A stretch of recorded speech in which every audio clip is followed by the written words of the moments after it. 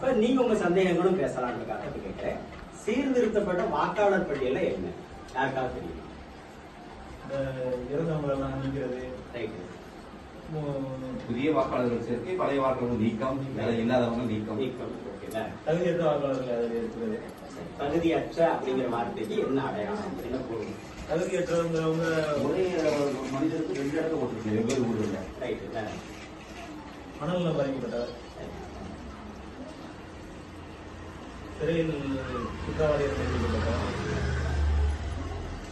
நீங்களே பேசணும், மற்றவங்கள பேசணும்ல. நீங்க புக்க படிச்சிட்டீங்க. இதுக்கு வந்து கான்ஸ்டிடியூஷன் 326 ஒரு கோட்பாடு. அந்த கோட்பாடு என்ன சொல்றதுன்னா, வயது வந்தோருக்கு வாக்குரிமை வழங்க வேண்டும் சொல்லுது.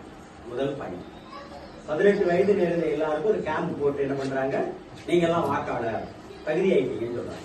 எந்த சட்டப்படி யாருக்காவது தெரியும்? அரசியலமைப்பு கோட்பாடு தான், சட்டமே கிடையாது. அது எது உயர்ந்த பட்சம் எது தாழ்ந்த பட்சம்ங்கிற வரையறை மட்டும்தான் தெரியும். அது சட்டமே கிடையாது. கான்ஸ்டிடியூஷன் சட்டம் யார் சொல்றது? இப்பதான் கேட்டு. அப்ப 18 வயது நிறைந்த ஒரு நபர் வந்து ஒரு வாக்களிக்க தகுதியான நபர் எப்படி முடிவு எடுக்கிறாங்க?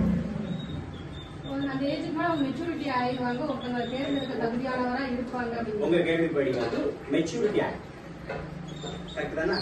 அடுத்து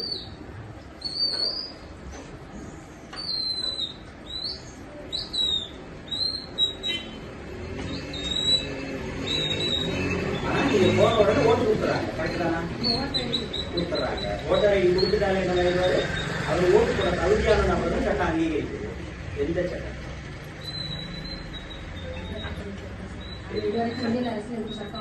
நினைச்சுக்கிட்டு இருக்கோம்.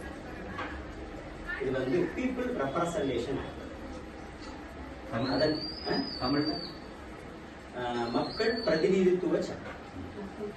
அதுல 1950 இருக்கு, 51 இருக்குது, பல 56 எல்லாம் இருக்கு. இது வரைக்கும் அமெண்ட்மெண்ட் ஆகிக்கிட்டே இருக்கு. அதனால சட்டத்தை தெரிஞ்சுக்கோங்க, வருடங்கள் தெரியல. அதன்படி உங்களுக்கு ஒரு வாக்குப்பதிவை வழங்குறதுக்கு வாக்குப்பதிவு அலுவலர் ஒருவர் இருப்பார். அவரு தாசில்தார் கிரேடுல இருப்பார். உங்க உள்ளூர் தாசில்தார் தான் உங்களோட வாக்குப்பதிவு அலுவலராக சொல்றாங்க. இதை மெயின்டைன் பண்ண வேண்டிய வருவாய் கோட்டை. இது வந்து உங்களுக்கு தெரியாது, ஆனா உங்க பின்னால வேண்டாம். இப்போ உங்களுக்கு ஒரு வாக்குரிமையை கொண்டு கொடுக்குறாங்க. இந்த வாக்குரிமை அந்த மெச்சூரிட்டி ஆக்ட் பிளஸ் வந்து இதுன்னு சொல்றோம் இல்லையா, இதுக்கு அடிப்படை என்ன அப்படின்னா